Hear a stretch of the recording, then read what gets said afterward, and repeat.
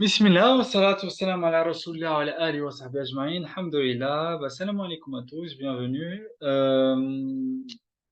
Donc pour continuer un peu notre approche de Surat al-Fath, une approche assez qu'on essaye de faire vivre de manière assez originale parce qu'on essaie d'approcher les ayats à travers les vies et donner vie à travers les gens qui ont vraiment vécu la vie de l'esprit en eux et qui ont vécu le vrai chemin vers Dieu. Et aujourd'hui, je vous propose du coup la 14e ayah de Surat al-Fath, qui est vraiment la ayah centrale en fait de la surah, qui est le thème central de la surah, d'accord? Et qui nous dit وَلِلَّهِ مُلْكُ السَّمَاوَاتِ وَالْأَرْضِ يَغْفِرُ لِمَن يَشَاءُ وَيُعَذِّبُ مَن يَشَاءُ وَكَانَ اللَّهُ غَفُورًا رَحِيمًا. Donc une traduction de Maurice Gloton qui dit à Allah la royauté des cieux et de la terre, il couvre qui il veut et corrige qui il veut. Allah se révèle très recouvreur, très rayonnant d'amour. D'accord? Donc le fait d'être recouvert, en fait, c'est le fait d'être recouvert par le manteau protecteur divin, le manteau de l'amour divin qui va venir nous recouvrir. Et du coup, vraiment, tout le fath, en fait, cette notion-là du fath, c'est pour aller, en fait, trouver la réalité en nous qui peut accueillir, en fait, le manteau protecteur divin. D'accord? C'est ça le fath, en fait. C'est avoir vraiment cette capacité de trouver en soi cette réalité qui va vouloir aller trouver le manteau divin, en fait, le manteau protecteur. D'accord? Et du coup, aujourd'hui, on va voir quelque part le cheminement de Omar ibn Abdelaziz, rahimahullah, donc quelqu'un qui est très connu. L'imam Shafi'i l'a même qualifié du cinquième calife après les quatre premiers. Euh, et l'idée, c'est finalement de comprendre cette idée-là de la royauté, en fait. D'accord? Donc, la royauté absolue appartient à Dieu, donc c'est celle des cieux et de la terre. Et nous allons, en fait, essayer d'approcher cette ayah par la méditation entre le pouvoir temporel et l'autorité spirituelle. D'accord? Parce que, comme on a vu la semaine dernière, les mukhallafoun, donc ceux qui refusent de s'investir, ils subissent le pouvoir temporel sans être suffisamment exposés à la lumière de la guidée prophétique. Et c'est pour ça, si je vous montre en fait le schéma, en fait, si je vous remonte le schéma, la dernière fois, le frère, il demandait les ayats, du coup, je les avais mis sur un autre schéma. En fait, là, c'est le nadm, la structure de Surat al-Fath. Vous voyez, en fait, le recouvrement divin, le manteau protecteur divin, il est entre la partie qui va parler de ceux qui refusent l'investissement, le mukhallafoun, et une autre partie ceux qui refusent l'investissement. D'accord? On va essayer de comprendre, en fait, finalement, ces mukhallafoun, comment, enfin, le pourquoi de la chose, en fait, pourquoi ils refusent l'investissement, et surtout, un exemple de quelqu'un qui a vécu on va dire, cette symbiose entre le pouvoir temporel et l'autorité spirituelle. D'accord? Donc la royauté appartient à Dieu. Très tôt, la gouvernance du pouvoir temporel s'est détachée de l'autorité spirituelle de la Ummah en l'an 40 de l'Hégire. Donc après l'assassinat de l'imam Ali, alayhi salam Allah. Et la force de la Ummah a fait que les hommes de Dieu ont toujours su préserver l'héritage jusqu'à ce que Dieu prépare la venue d'un héritier du prophète Daoud alayhi salam. Effectivement, le prophète Daoud alayhi salam, c'est le seul prophète dans le Coran qui est cité comme khalifa. Donc il y a Adam alayhi salam qui est khalifa et subhanallah Daoud alayhi salam qui vient après lui dans le Coran qui est cité comme khalifa. Il y a un hadith en fait subhanallah qui dit que lorsque toutes les âmes ont été exposées à Adam alayhi salam, celle qui l'a le plus attiré c'est celle de Daoud. Et dans le Coran en fait Daoud et Adam alayhi salam sont cités comme des khalifas. C'est les deux seules personnes qui sont citées comme khalifas dans le Coran. D'accord? Et du coup, Daoud alayhi salam, effectivement, qui va représenter en fait l'union de ces deux Izza, en fait, le terme Izza qui est en même temps le pouvoir temporel et l'autorité spirituelle, qui va se retrouver vraiment euh, unifié et non pas séparé comme la séparation des lois, la séparation des pouvoirs, mais vraiment vivre en symbiose, en fait, d'accord, selon l'esprit des lois.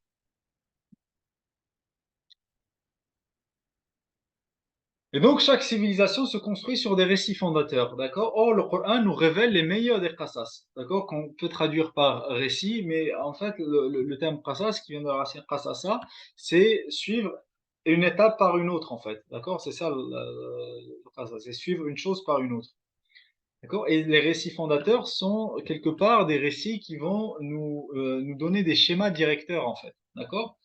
Et c'est ça les récits fondateurs. Ça va être des récits qui auront pour rôle de construire l'imaginaire et déterminer les valeurs collectives. Et le Coran nous dit qu'il a les meilleurs des qasas, ahsan al-qasas, d'accord? Si le Coran a le meilleur des récits, alors nous pouvons vivre la meilleure transformation de notre être intérieur pour laisser l'esprit en nous être le gérant de notre terre d'Égypte. Donc la terre du cheminement de notre cœur. Et du coup, ce qu'on va faire, Inch'Allah, pour le cheminement de Omar ibn Abdelaziz, c'est qu'on va méditer les 5 prières de Moussa alayhi salam qu'il y a d'ailleurs dans Surat al-Qasas, à travers la vie d'un homme ayant accompli l'impensable au moment où la Oumma croulait sous le joug omeyyade.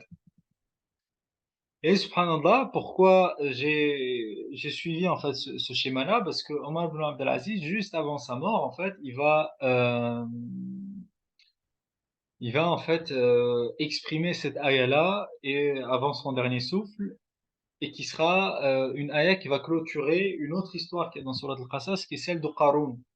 D'accord? C'est comme si toute sa vie, en fait, il va vivre en fait ce déchirement entre le personnage de Qarun et le personnage de Moussa en lui, en fait. D'accord? Il va vivre ce déchirement entre Qarun, le Qarun en lui et le Moussa en lui, en fait.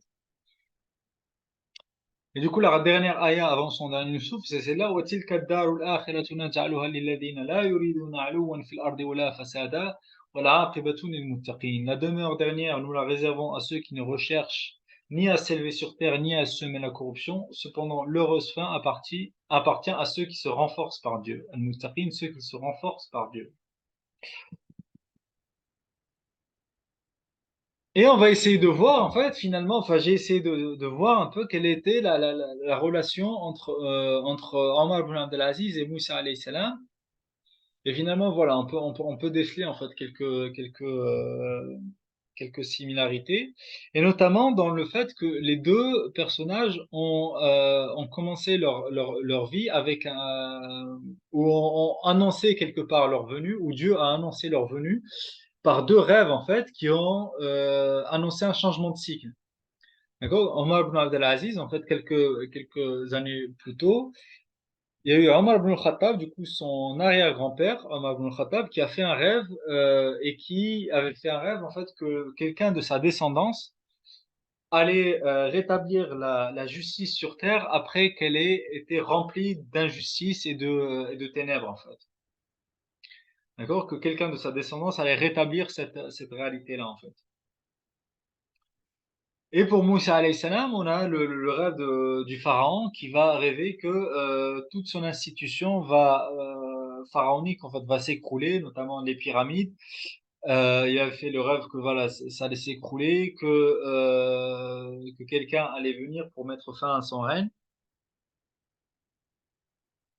Ça, voilà, c'est pour l'annonce de ce changement de cycle majeur. Et on a aussi des contextes de vie qui sont très similaires.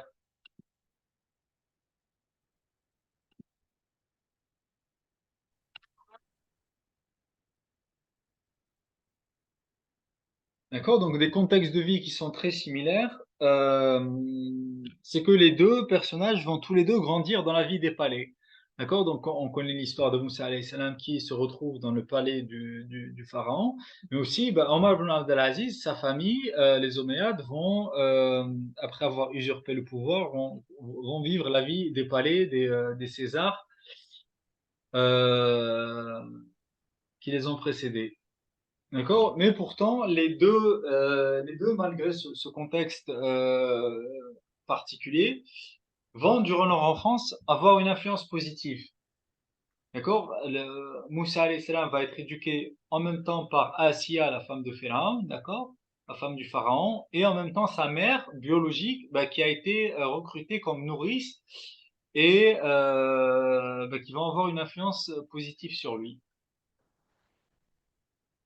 Omar ibn Abdelaziz va être récupéré par du coup son oncle Abdullah ibn Omar, du coup qui est le fils de Omar ibn Khattab, qui est un compagnon majeur en fait parmi les savants de Médine, plus les autres savants de Médine, particulièrement Ibn Omar, parce que voilà, il aura ce lien familial avec lui. Il verra en lui voilà quelque chose de spécial. Il dira même s'il fait partie des Omeyyades, en fait, il prend de nous en fait, il prend de la famille de Omar ibn Khattab. Du coup, il va le nourrir en fait quelque part de son éducation, de son héritage. D'accord? Ça, c'est ce qui concerne l'enfance. Le contexte de la société, le contexte de la famille. Bah, dans le contexte pharaonique, on a une dictature qui prend comme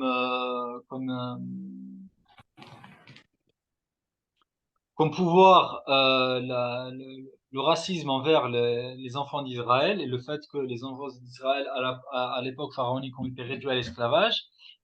Et à l'époque des Omeyyades, bah, une dictature en fait par un tribalisme et un chauvinisme. C'est-à-dire que les Omeyyades, en fait, lorsqu'ils ont pris le pouvoir, ils se sont séparés la part du gâteau à eux seuls, en fait. C'est-à-dire qu'il y avait que des Omeyyades à la tête de toutes les contrées du monde, en fait. D'accord? Et personne d'autre ne pouvait accéder au pouvoir s'il ne faisait pas partie de la famille Omeyyade.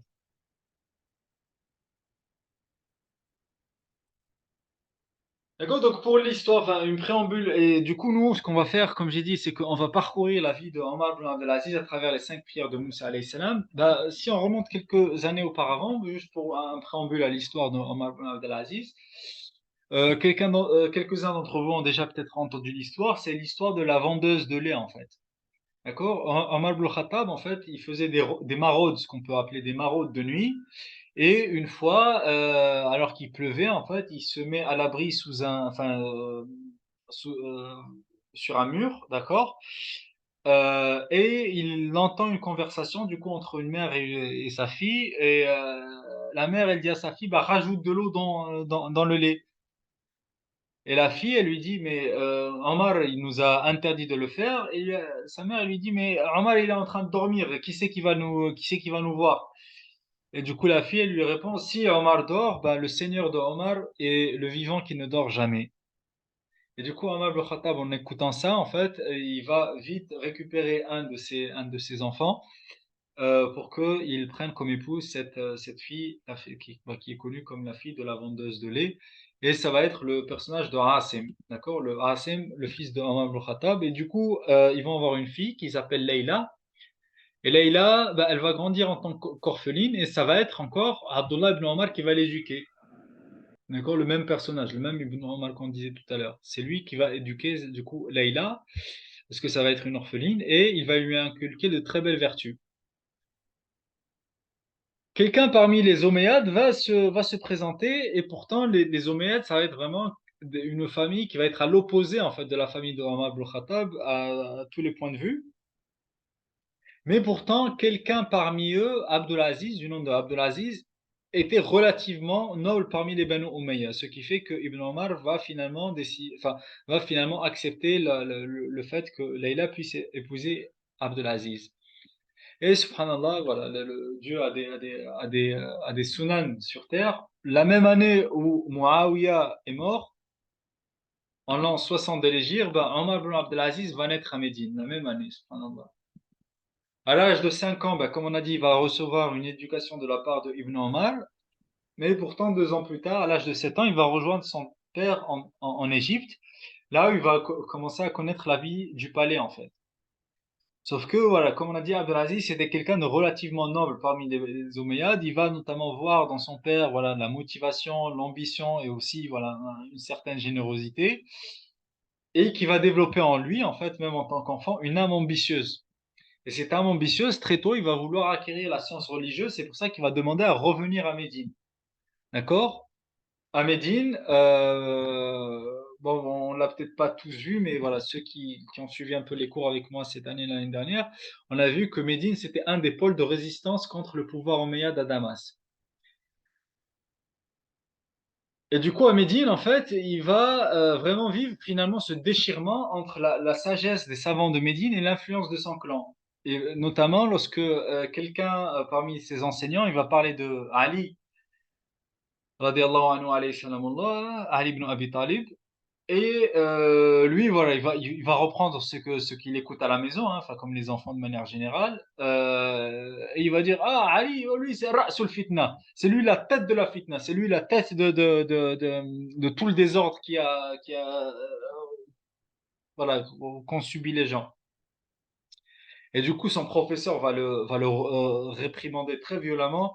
Il va lui dire, tu es complètement en dehors de la vérité. C'est ta famille qui ont tué le Hussein, c'est ta famille qui ont foutu le bazar dans la Oumma, c'est ta famille qui ont foutu le désordre, c'est ta famille qui ont brûlé la Kaaba à la Mecque, c'est ta famille qui ont attaqué Médine, c'est ta famille. Et commence à lui balancer les vérités de sa famille directement. Du coup, lui, ça lui crée un choc en fait. Et il va du coup étudier la vie de Ali radiallahu anhu alayhi salamullah, il va commencer à comprendre l'injustice de son clan en fait. Et d'ailleurs, ce même professeur, enfin, ou un autre professeur, je ne me rappelle plus, il va dire qui est le plus noble parmi les gens. Ben, Omar ibn Abdelaziz va répondre Ali ibn Abi Talib lorsqu'il va effectivement étudier la vie et connaître la vie de Ali alayhi salamullah. Du coup, bah, on arrive après ce petit préambule, du coup, avec le cheminement avec les 5 prières de Moussa alayhi salam dans Surat al-Qasas. Du coup, la première prière qui est celle du Fajr, d'accord, qui est finalement le Fajr, cette explosion de la lueur du matin, cette prise de conscience matinale, d'accord, où on sort des ténèbres vers la lumière. Et comment va arriver cette prise de conscience? Ben, pour la vie d'Omar ibn Abdelaziz, c'est par le fait de causer la mort de manière accidentelle en fait. Pourquoi? Parce qu'à 20 ans, Abdelmalik, le roi omeyyade Abdelmalik, le rappelle au Cham et parce qu'il reste de 10 ans jusqu'à 20 ans à Médine en train d'acquérir la science religieuse et il est rappelé à l'âge de 20 ans au Cham, il décide de lui faire épouser sa fille. Et cependant, il va lui donner un salaire de 4000 dirhams et qu'il fera, cependant, lorsqu'il sera calife, il le fera passer à 200 dinars. Sachant que un dirham, je n'ai pas exactement le chiffre, mais c'est un dirham, c'est à peu près 10 dinars ou 7 dinars, ou, enfin, voilà, dans ces zones-là, en fait. Qu'il fera passer à 200 dinars, pas dirhams. Enfin, là, vous voyez la lourdeur de la responsabilité lorsqu'elle va venir, il va vraiment la prendre avec force, en fait. Et au Cham, voilà, en Syrie, il va connaître vraiment cette vie de matérialisme sans nom, en fait, parce que les Omeyyades vont vivre une vie de palais qui dépassait même, en fait, ce qu'on pouvait connaître dans le monde musulman. Et à l'âge de 25 ans, bah, il va avoir des ambitions d'ordre politique, d'accord? Il veut gouverner. Et il se met à travailler, à étudier l'administration. Et du coup, il sera nommé gouverneur à Médine. Abdullah ibn Zubair, du coup, qui était, comme on avait dit, du coup, pas, pas, pas forcément juste dans ce cours-là, mais on avait dit que Médine était un pôle de résistance, mais l'autre pôle de résistance, c'était en même temps la Mecque. D'accord? La Mecque était un pôle de résistance aux Omeyyades et elle était notamment menée par Abdullah ibn Zubair, un compagnon du prophète sallallahu alayhi wa sallam qui a été tué par les Omeyyades. Et Abdullah ibn Zubayr, il avait 3 fils, notamment enfin, un fils qui se nommait Khubayb. Khubayb, le fils de Abdullah ibn Zubayr. Et il va être emprisonné de manière injuste, en fait. C'est juste parce que son père, voilà, c'est quelqu'un qui a été une résistance aux Omeyyades, ben, ils vont emprisonner son fils. Et Khubayb vivait à Médine, du coup, l'ordre est venu à Omar ibn Abdelaziz de l'emprisonner, et du coup, c'est ce qu'il fait. Et un ami à Omar ibn Abdelaziz, qui s'appelle Mouzahim, mais c'était un ami en dehors des Omeyyades, il va le rappeler à la conscience avec force, en fait. Il va lui dire qu'est-ce que tu fais, c'est injuste ce que tu fais, et ne crois pas que tes gouverneurs n'importe où, tes gouverneurs à Médine, la ville du prophète sallallahu alayhi wa sallam, étaient en train de commettre une injustice envers un innocent, un homme qui n'a absolument rien fait, qui se retrouve en prison. Il va dire, mais ça, de toute façon, c'est à cause de la vie que tu mènes, c'est à cause même du nom qu'on te donne, parce on l'appelait juste Sa Majesté le gouverneur, Sa Majesté le gouverneur. Et il lui a dit, à force de t'appeler Sa Majesté, j'en oublie même quel en est ton prénom, tellement les gens ils t'appellent que Sa Majesté. Voilà, il va vraiment lui faire un discours de conscience. Et du coup, bah, lorsque subhanallah, il va vouloir libérer Khubayb, ils vont trouver que Khubayb est mort en prison, en fait. Du coup, ça va vraiment lui créer un choc. Et c'est là où commence la deuxième prière, la prise de responsabilité. Salat ad-Duhr. D'accord?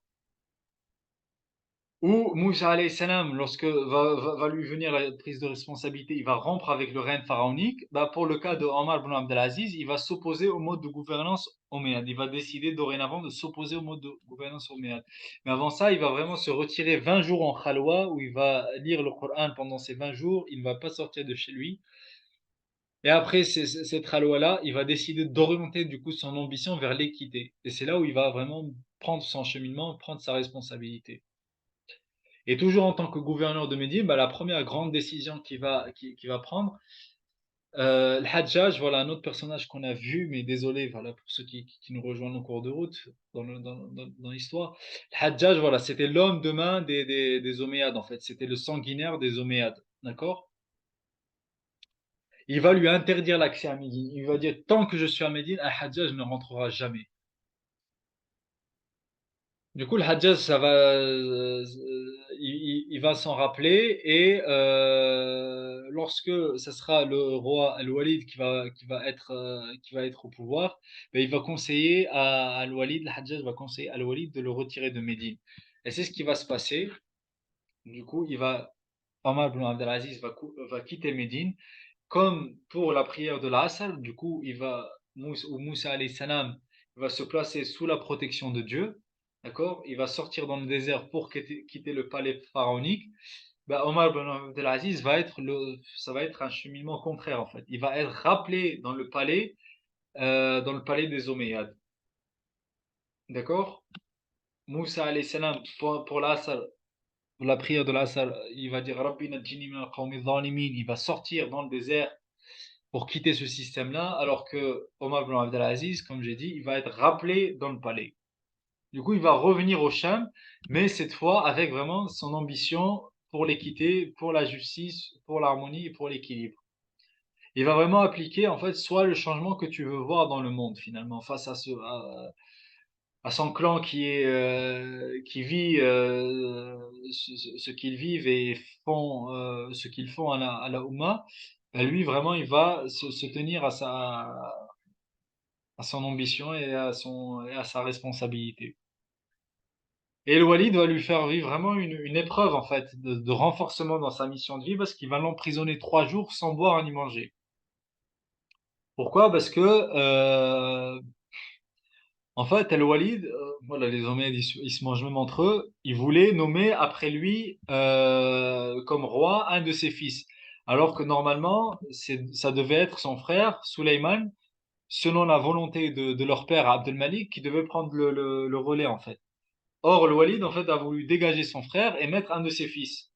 Et Omar ibn Abdelaziz va lui dire non, c'est pas possible parce que si on dégage Sulayman, bah, on te dégage toi aussi en fait. Soit vous restez tous les deux, soit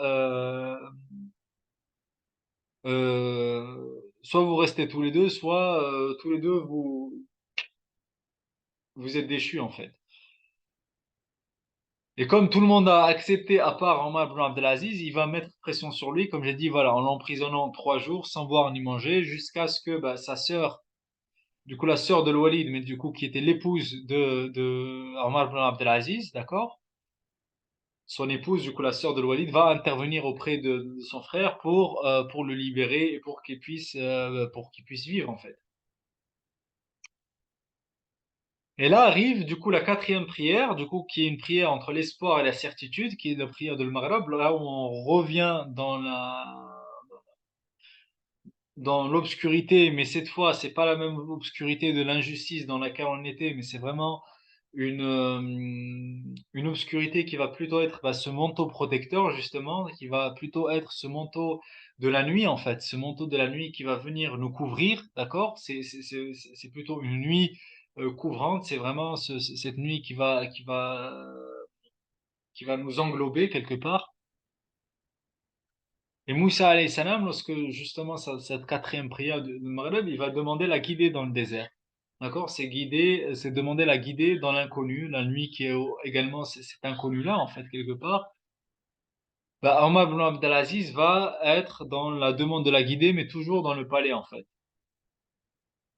Et lorsque justement bah, le frère de Walid, Suleyman, va arriver, bah, il va se rappeler en fait de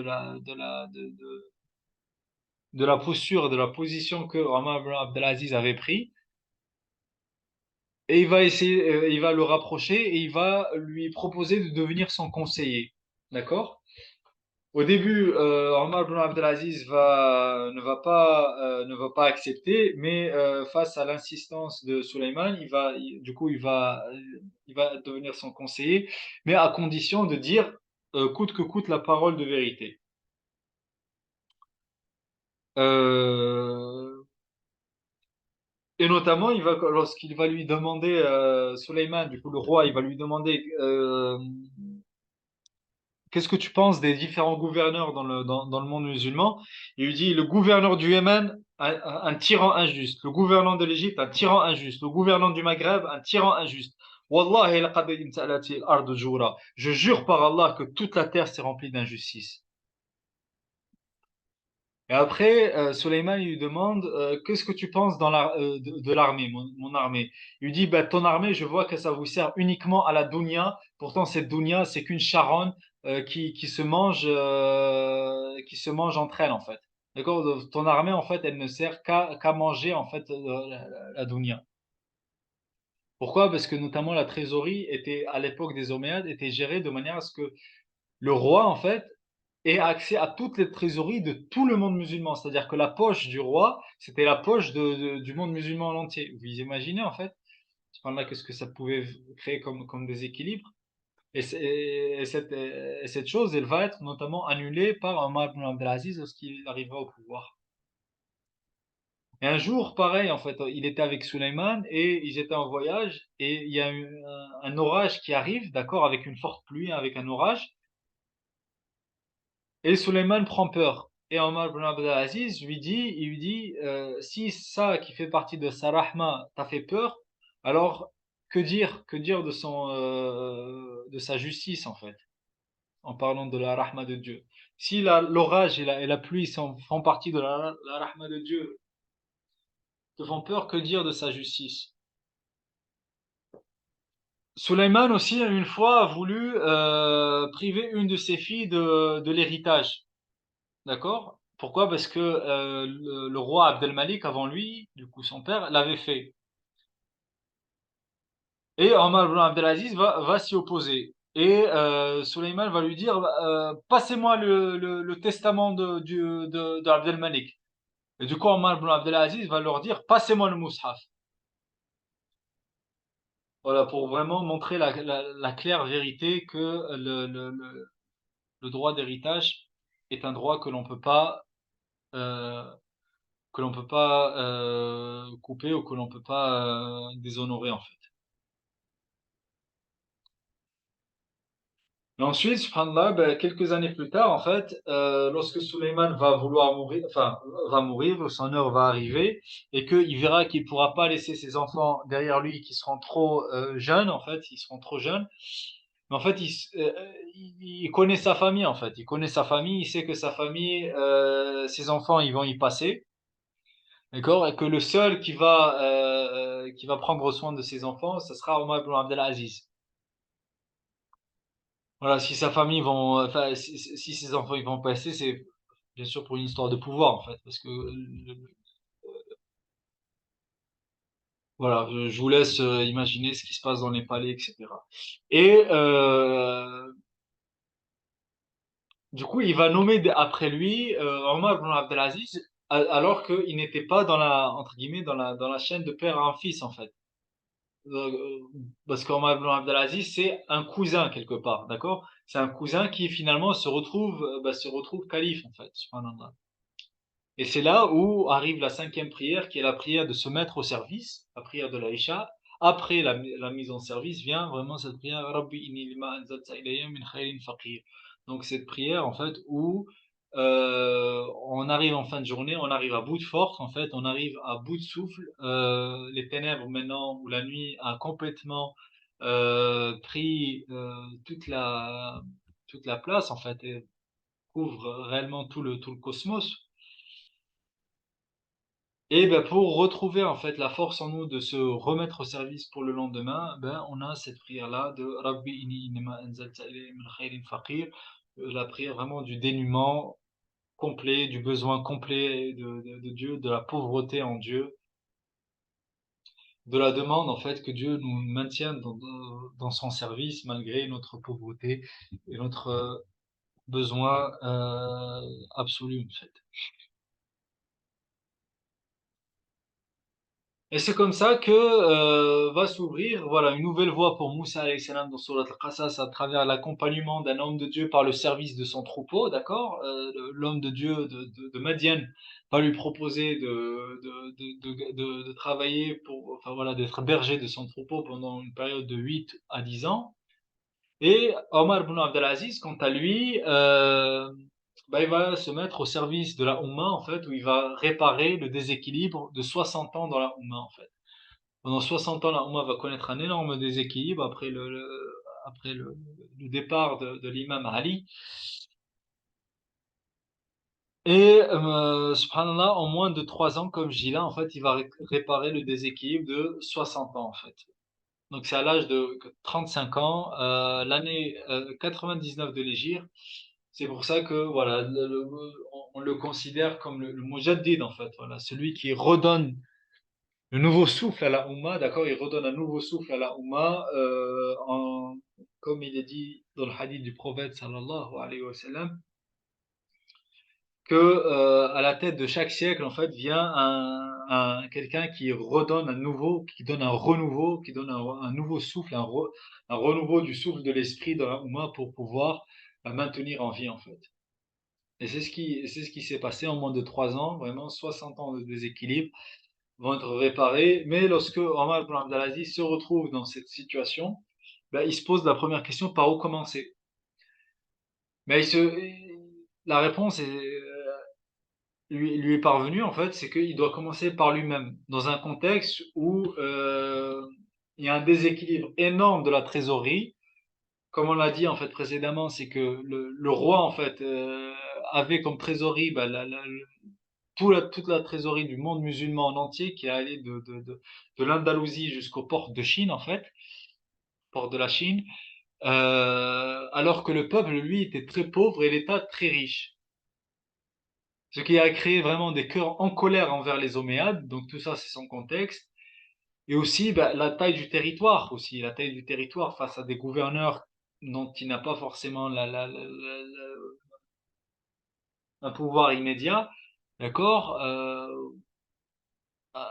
Un territoire qui va de l'Andalousie jusqu'en Chine, comment gérer toute cette population en fait? Mais cependant, il va vraiment avoir un sens de responsabilité très fort pour la Oumma dès le premier jour. Et du coup, tous les biens qu'il avait reçus auparavant, les terres agricoles, les ornements, les montures, il va tout remettre lui-même à Beit Mal, à la trésorerie musulmane, et il va couper en fait cette histoire que le roi et la trésorerie musulmane, c'est la même chose. D'accord? Non, la trésorerie musulmane, c'est pour la Oumma. Et le roi a un salaire, ben, comme on avait vu, en fait, son salaire, il va passer de 40 000 dirhams à 200 dinars. Et il va faire ça notamment ben, en public, en fait, vraiment sur le minbar, en fait, sur la chaire de la mosquée. Il va prendre un ciseau, il va couper en fait les différents titres des terres agricoles devant tout le monde. Il dit la terre qu'il y a dans telle région, Pâques, et il découpe devant tout le monde. Revient à la trésorerie musulmane.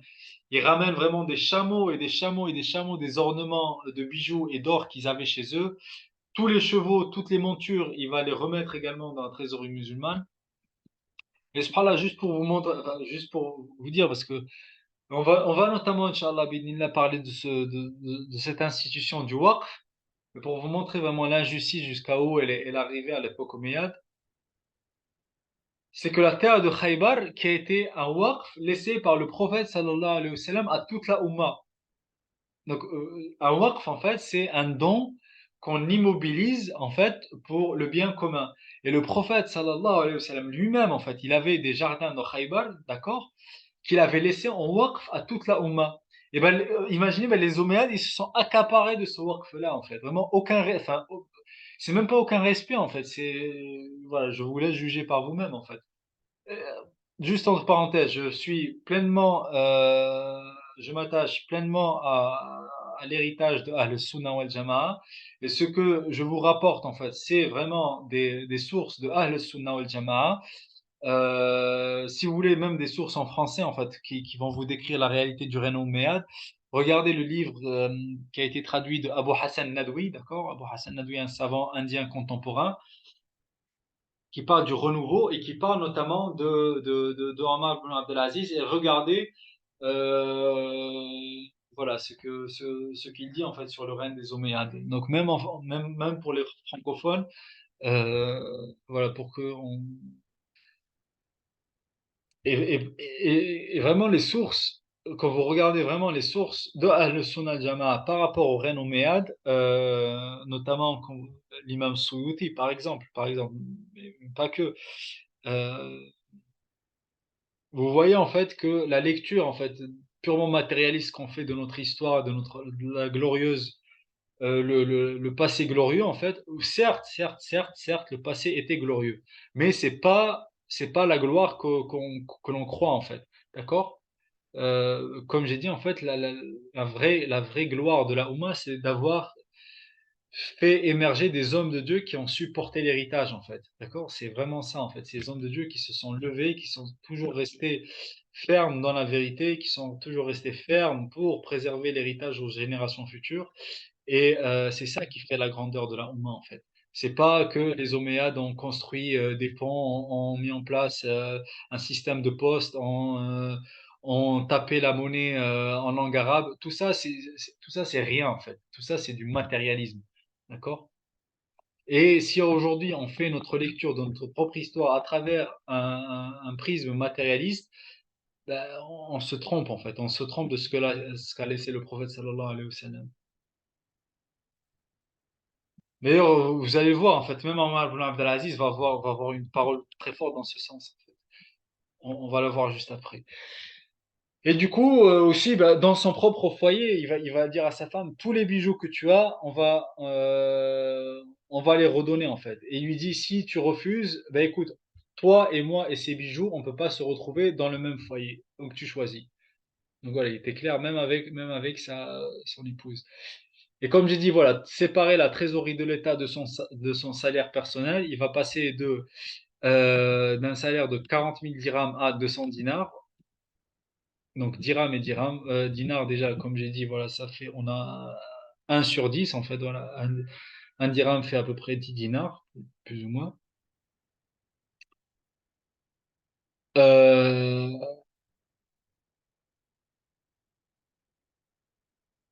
je l'ai fait dans le bon sens ou pas? Oui, en gros, si vous voulez, par exemple, 40 000 dirhams, si vous voulez une conversion, ça fera 400 000 dinars, en fait. Il passe de 400 000 dinars à 200 dinars. Voilà. Voilà, pour avoir un ordre d'idée, quoi. Il va décider de vivre dans une petite maison et délaisser le palais, d'accord? Il va garder uniquement deux habits, d'accord? Deux habits qu'il va laisser dans sa garde-robe. Il va laisser le pouvoir judiciaire en indépendance, d'accord? Notamment, on a un cas très connu en fait de la vie de Samarkand, d'accord? Donc la ville de Samarkand qui est dans l'Ouzbékistan actuel, et que bah, des gens de la ville de Samarkand sont venus en fait pour euh, lui dire en fait que lorsque les armées omeyyades auparavant sont rentrées, ils n'ont pas respecté la, la, le- entre guillemets l'éthique islamique en fait. D'accord? Ils ont pas, ils sont venus, ils sont rentrés. Alors que l'éthique islamique veut que tu laisses en fait un temps déjà ben, pour laisser la vie sauf en fait aux femmes et aux enfants et aux vieilles personnes voilà qui voudront sortir de la ville. Et en même temps, ben, pour l'armée de voir en fait leur décision en fait à ce qu'ils veulent payer la jizya ou ben, rejoindre rejoindre le pouvoir temporel que Dieu a permis à ce moment-là, ou ben, du coup, troisième choix, c'est celui de voilà, de la guerre de libération. Mais du coup, ils n'ont pas laissé ce temps-là voilà, pour permettre toutes ces... et du coup, des gens de Samarkand sont venus voir Omar ibn Abdelaziz, qui a du coup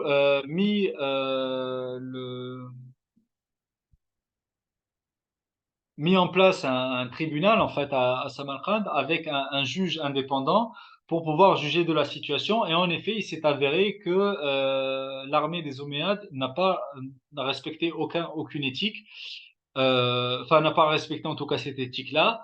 Et du coup, il a ordonné à toute la ville à toutes les personnes, enfin toute l'armée et à toute personne musulmane en fait de quitter la ville de Samarkand. Et quand les gens, en fait, subhanallah, ils ont vu, les gens de Samarkand ont vu, en fait, subhanallah, cette application, en fait, de la justice enfin, par soi-même, déjà, subhanallah, et ils ont compris, en fait, que ces gens-là n'étaient pas comme les autres empires, ils sont pas là pour juste nous coloniser, sinon, ça n'aurait aucun sens qu'ils sortent et qu'ils mettent en place un tribunal pour faire sortir l'armée. Ben, toute la ville de Samarkand s'est convertie à l'islam, subhanallah. Et Samarkand est devenue par la suite vraiment un joyau de la civilisation musulmane. Beaucoup de savants sont sortis de cette ville-là et une très belle civilisation a émergé, notamment avec la dynastie des Khawarizmi, d'accord?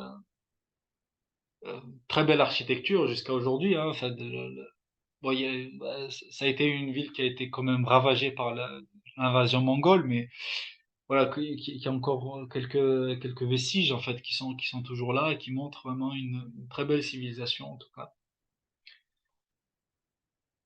Et aussi quelque chose de très important qu'il a fait, et c'est pour ça que voilà,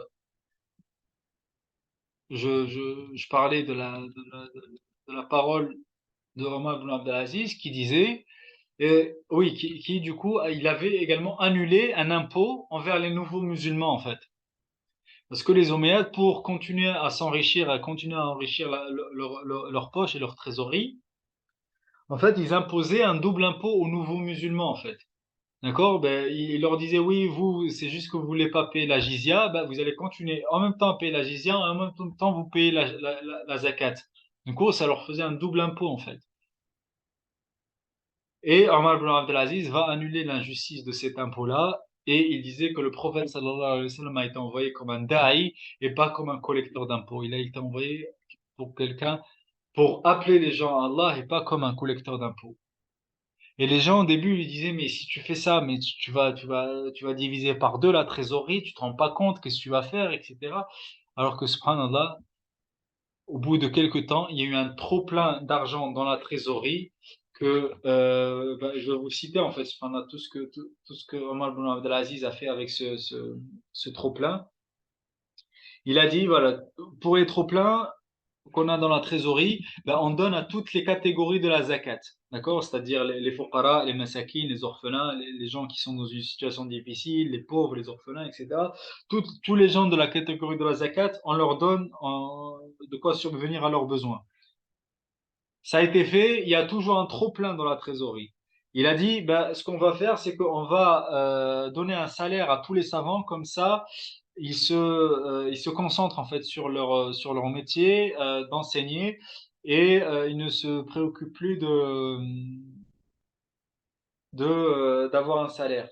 Malgré ça, enfin, et avec ça, toujours un trop-plein.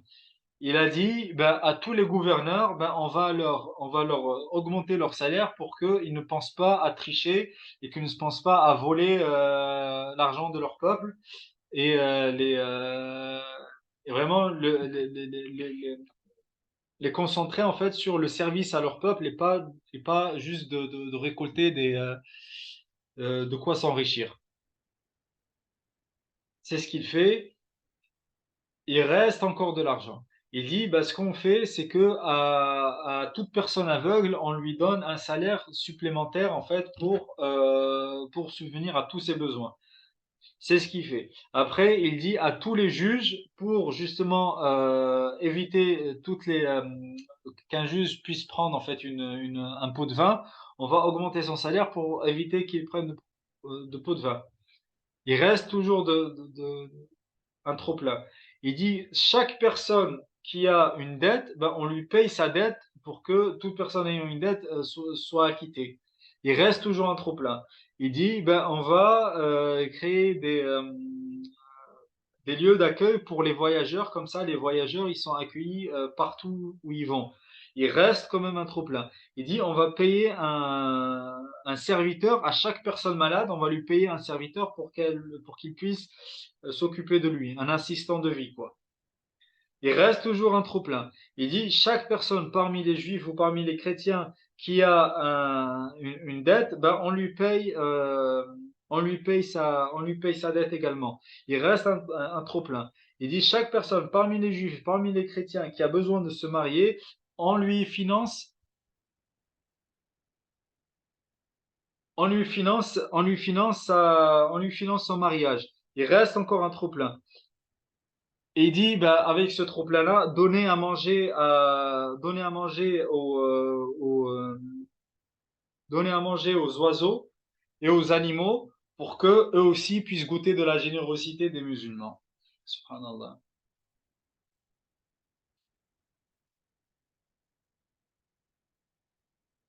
Avec ce trop-plein d'argent, subhanallah, sachant qu'au départ, tout le monde lui disait que tu vas ruiner l'État, il a eu une baraka en fait, par quoi? Bah, par son modèle de rectitude en fait. En commençant par soi, comme on a vu, vraiment par soi, dans son foyer, par lui-même, et en ayant la responsabilité et le souci par la Oumma, bah, via une baraka qui, vraiment dans le sens plein de baraka, qui est avec le peu, bah, on a un résultat qui dépasse notre entendement en fait. Alors que généralement, la quantité s'oppose à la qualité, d'accord? Bah, la baraka, ça va être vraiment le quantitatif, vraiment à partir d'un peu, et qui va toujours maintenir cette qualité-là, en fait. Et ça, comment ça vient? Bah, comme nous enseigne Cheikh Hamdi bin Aïssa, il nous dit, libérez-vous de vos attentes envers les autres, n'attendez pas de recevoir pour goûter au bonheur de donner. C'est comme ça vraiment qu'on peut goûter à la réalité de la baraka, en fait. Et être un Abdullah, être un serviteur d'Allah, en fait, bah, comme on le voit dans le cas de Omar ibn Abdelaziz, c'est en moins de 3 ans, en fait, il répare le déséquilibre de 60 ans. Mais c'est quelqu'un qui va répondre à l'appel de son Seigneur et aux besoins de son contexte. D'accord? Donc, il va répondre à l'appel de sa prise de responsabilité et il va voir, en fait, comment son contexte, il peut le rediriger, comment ce contexte, il peut le rééquilibrer, le réharmoniser.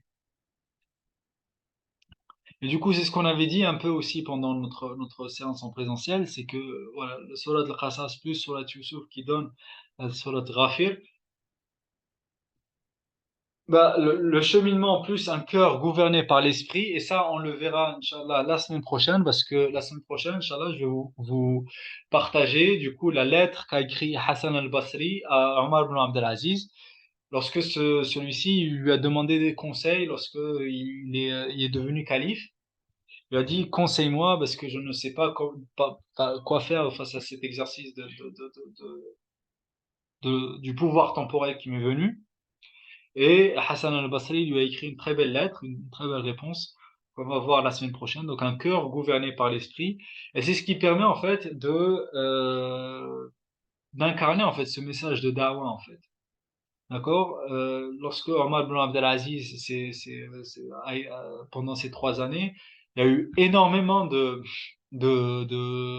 tribus berbères au Maghreb qui sont rentrées en islam, énormément également de Raja de l'Inde qui sont, euh, qui sont rentrés en islam.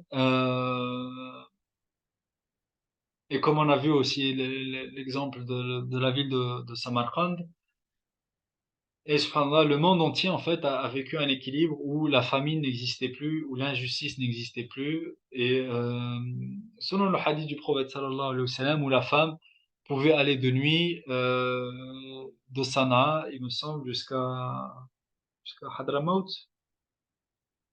Je me rappelle plus exactement du hadith, mais enfin les deux villes qui sont citées dans le hadith, où elle n'aurait peur de rien que des loups pour son troupeau.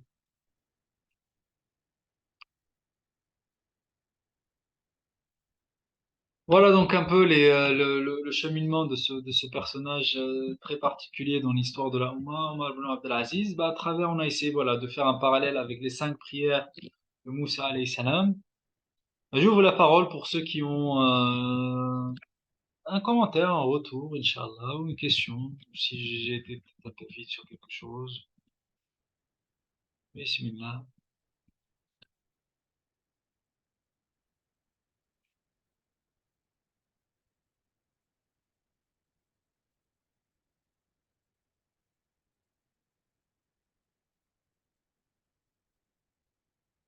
Nelson, tu m'avais dit que ton, ton, ton parcours au départ, il avait été marqué par ce personnage. Oui, Avec- salam alaikum. Oui, Ouais, oui, comme c'est ça, alhamdulillah. effectivement dans mon cheminement, je sais que il y avait un attachement particulier à cet homme parce que voilà, j'avais pas conscience quand même que c'était à ce point-là. J'avais pas un regard aussi profond sur l'impact des Omeyyades et en fait toutes ces 6 décennies d'injustice, mais le fait qu'il c'est vrai que il y a le côté baraka irrationnel en fait dans son le fait qu'il se tourne vers Dieu et qui ça a vraiment produit des miracles. Et ça c'est vraiment quelque chose de marquant parce qu'en seulement 3 ans, comme tu as dit, il y a eu tellement de baraka dans le trésor public il y a eu il y a eu un changement de paradigme et un changement jusqu'à ce que je sais pas si vu que j'ai pris en cours, je sais pas si tu as parlé à un moment donné, ils savaient même plus. Moi, ce qui m'avait marqué à l'époque, c'était que ils savaient même plus où trouver les pauvres pour donner leurs zakats. Enfin, il y avait vraiment il y avait un surplus, un fadl, il y avait une baraka, il y avait quelque chose qui se sont démarqués en très peu de temps à partir du moment où il s'est vraiment tourné vers Dieu et qu'il était dans un niveau de sincérité qui était vraiment très important, je pense. Et ça me fait penser à certains qui disent que vraiment le rôle du shaitan, c'est de quelque part sa fonction ontologique, c'est de vérifier un peu la sincérité de nos actes. Et bah, pour le coup, je trouve que le cas de Omar ibn Abdelaziz, rahimahullah, C'est un exemple de sincérité et de, et de, une source d'inspiration dans le combat qu'on a Franchement. mené contre le monde satanique, en fait. Voilà. Oui, Barclay, oui, exactement. Ouais, ce que j'appelle le trop-plein, parce que voilà, il y a l'idée de, un peu dans la canalisation, en fait, dans un schéma notamment permacole, ou même ce qui a été fait un peu en Andalousie, en fait, c'est que, en fait, on va construire une canalisation pour justement laisser l'eau, en fait, en stockage. Et lorsque on a un trop-plein, bah, ça se déverse en fait sur le niveau en dessous, qui se déverse encore quand il y a un trop-plein au niveau dessous, en dessous, etc. en fait. Et c'est comme ça qu'on peut irriguer vraiment une grande surface en vallée. Et c'est ça en fait que j'ai réutilisé le mot trop-plein parce que c'est le terme qui est utilisé. Mais c'est vraiment ça parce que le trop-plein, il a commencé par les gens de la zakat, comme tu disais en fait. Il a commencé avant les savants, avant les gouverneurs, avant les juges, avant les gens qui ont une dette, avant les endroits pour les voyageurs, avant les serviteurs pour les malades, etc. Il a commencé d'abord par les six catégories des gens de la zakat. Effectivement, lorsqu'il y avait plus personne en fait, ben, de la zakat en fait, c'est là où il est passé au savant, tu vois, deuxième trop-plein. Et quand voilà, il a donné un salaire suffisant à tous les savants, c'est là où il est passé au gouverneur. Et quand il a fini au gouverneur, c'est là où il est passé aux gens aveugles. Quand il a fait de choses, prendre vraiment un trop-plein. Et c'est ça vraiment la baraka, en fait. C'est que avec, pour faire, bon, parce qu'en ce moment il y a le CCP, du coup on est un peu dedans, bah, c'est quand t'as une culture en fait et du coup une canalisation, une pensée qui va être en harmonie avec la nature, bah tu peux à partir d'une pluie même très qui n'est pas forcément abondante, mais avec un peu d'eau, une source et un peu de pluie, en fait, bah, tu peux irriguer une grande surface, en fait. Enfin, alors que si tu es en agriculture intensive, bah, la pluie, en fait, qui est supposée être une source de vie, bah, va te dégrader ton sol, en fait, parce que le sol intensif, enfin, parce que l'agriculture intensive, là, ou la monoculture, bah, en saison, le sol est complètement à nu, d'accord? Et cependant, la pluie qui est supposée être salvatrice, en fait, bah, va même te dégrader encore plus le sol parce qu'elle va t'enlever, en fait, des centimètres de sol. C'est comme ça qu'on se retrouve avec tous les ans des tonnes et des tonnes de sol dans les océans qu'on perd, en fait, finalement, des territoires, en fait. Et c'est vraiment ça, c'est pour ça que j'ai utilisé le terme. Voilà, j'explique juste mon utilisation du terme trop-plein. C'est dans cette idée-là, en fait. Avec un peu d'eau, en fait, ben, on peut irriguer une grande surface lorsque on est ben, harmonisé avec la nature, ben, avec la culture, avec le tout, en fait.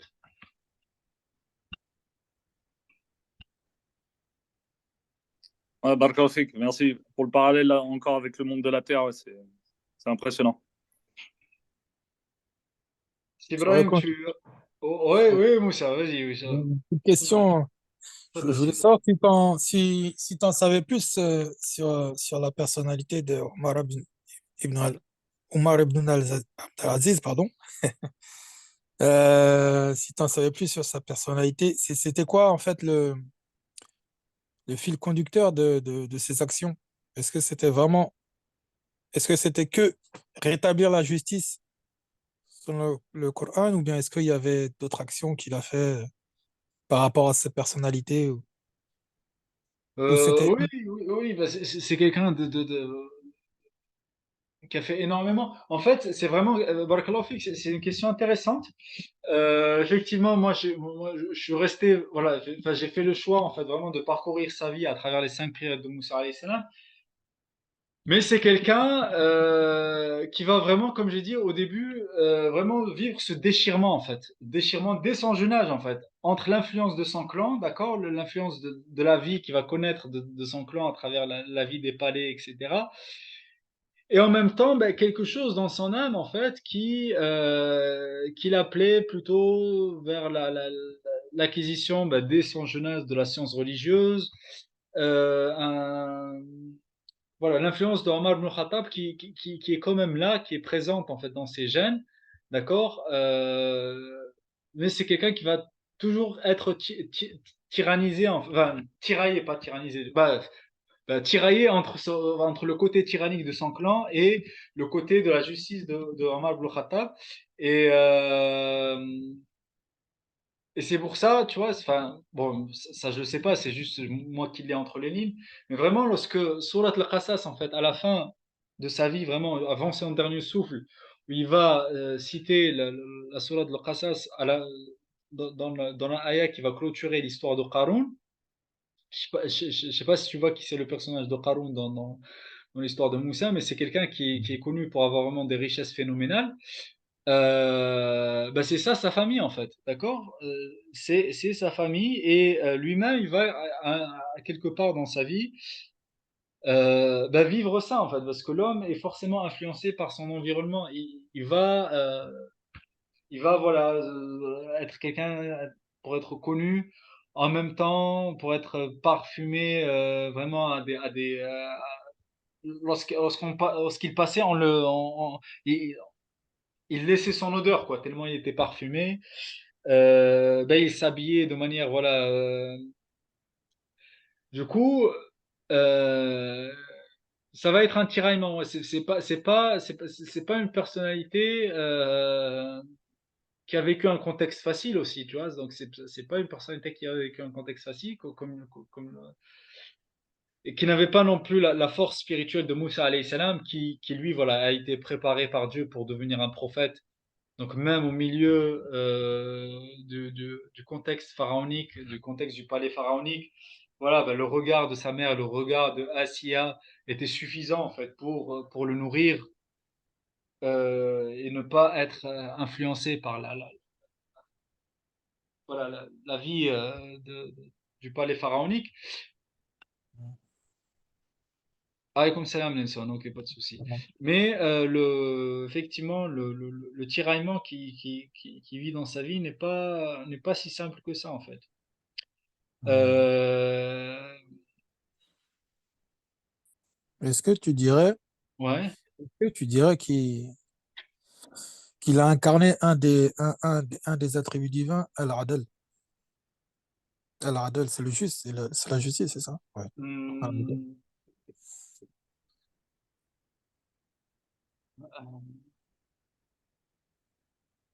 il a, en tout cas, hmm, est-ce que c'était sa qualité première? Euh, Bah, à travers je les sais. actions, je sais. Oh, parce que c'était pas non plus, enfin, c'était pas non plus son arrière-grand-père, tu vois. Ouais. C'était différent en fait. Ouais. C'était différent et c'était quelqu'un. Euh,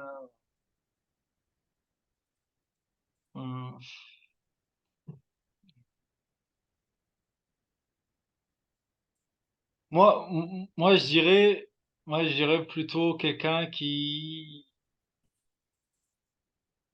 va plutôt être vraiment, oui, dans, dans cette générosité plutôt. Ouais. Ouais. Plutôt dans la générosité, plutôt et qui donnera vraiment cette baraka-là parce que, euh, et générosité même du don de soi, en fait, parce qu'il s'est beaucoup sacrifié lui-même, en fait, quand il va prendre sa responsabilité. Ouais. Euh, pour moi, je le vois plus, ouais, je le vois, il y a pas vraiment l'attribut de majesté n'est pas forcément très présent, en fait, chez lui. D'accord? Même si, voilà, il va être dur envers ses gouverneurs, il va être dur envers sa famille, mais ça va être vraiment Avant, sa générosité, son don de soi, en fait, qui prime chez lui. Même si, par exemple, il y avait, bah, je sais plus dans quelle ville d'Andalousie, en fait, il y a quelqu'un dans les, enfin, sur les, comment ça s'appelle? Sur une ville qui était un peu en nord de l'Andalousie, tu vois, qui était aux frontières. Euh, et du coup, il y a quelqu'un qui lui a demandé de l'argent, en fait, pour pouvoir renforcer les murailles. D'accord? Parce que vu qu'il y avait l'ennemi qui était pas loin, il lui a Mhm. demandé voilà, de l'argent pour pouvoir renforcer les murailles de la ville et il lui a dit renforce les murailles de ta ville par justement Al-Adl. Mhm. Par Al-Adl, tu vois.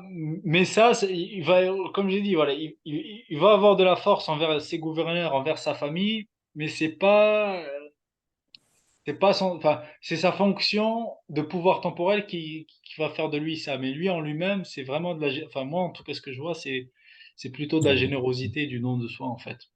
Mhm. Wallahu alam. Ah, barakallahu fik.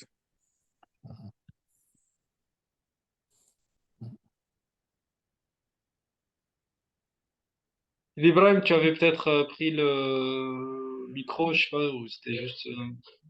Non, non, je pense que ça s'était fait automatiquement. Salam alaikum à tout le monde. Alaykoum salam. Wa Euh, rahmatullah. Barakallahu fikoum, très beau partage. Non, moi, encore une fois, très important partage, surtout très adapté au contexte qu'on est en train de vivre. L'intervention des frères aussi, Nassal et Moussa, machallah. Moi, justement, je pensais, tu sais, ce que tu disais sur la baraka, c'est absolument important. C'est un rappel super important, en fait.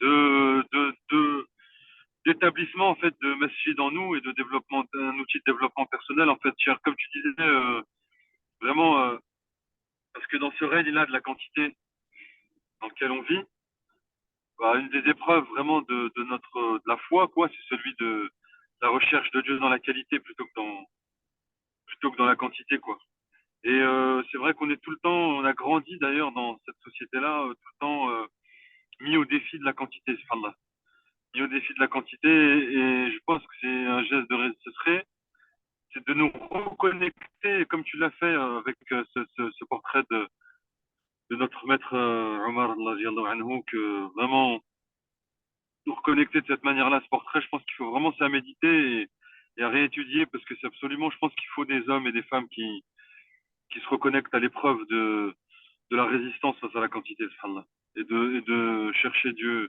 Que Dieu nous pardonne, Allah, que Dieu nous pardonne. Que le Seigneur nous pardonne. Allah, c'est incroyable. Alhamdulillah, Rabbil Alamin. Mais c'est vraiment encore une fois, un angle très intéressant. Parce qu'on a souvent entendu parler de la baraka, mais incarné de cette manière-là, effectivement, subhanallah. Que Dieu nous pardonne et nous connecte à nos maîtres, Inch'Allah, ya Rabbi. Barakallahu fikum. Ok, comme Sidi, bah, merci en tout cas pour vos retours. Barakallahu fikum pour votre participation et qu'Allah nous permette. Qu'Allah nous permette. très bonne soirée à tous. وسبحانك اللهم وبحمدك نشهد أن لا إله إلا أنت نستغفرك ونتوب إليك سبحان ربك رب العزة عما يصفون Wa وسلام على salam. المرسلين والحمد لله رب Alhamdulillah. العالمين السلام عليكم Wa alaikum Alaykum salam. salam. Barakallahu fikum.